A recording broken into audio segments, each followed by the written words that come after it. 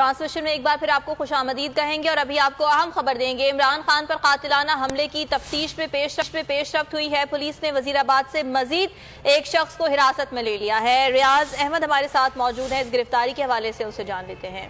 रियाज, ये बताएगा क्या मालूम हो सका है नई गिरफ्तारी के हवाले से?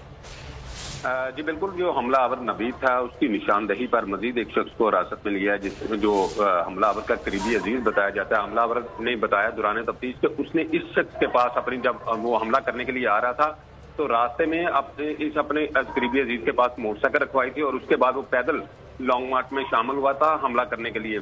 तो पुलिस ने इस शख्स को हिरासत में लिया और इससे उसकी मोटरसाइकिल को भी कब्जे में लिया और उसकी तफ्तीश जारी है। और अब तक जो है वो हिरासत में लिए जाने वाले अफराद की तादाद 4 हो चुकी है, जिसमें हमलावर भी शामिल है, जबकि वक्कास और साजिद भट्ट पहले ही कल पुलिस ने हिरासत में लिए थे। आज जो इससे करीबी अजीज है उसको भी हिरासत में लिया और उसको भी तफ्तीश के लिए नामालूम मुकाम पर मुंतकिल कर दिया है। मजीद एक गिरफ्तारी अमल में आई और तहकीकात का सिलसिला जारी है। बहुत शुक्रिया रियाज अहमद, आपने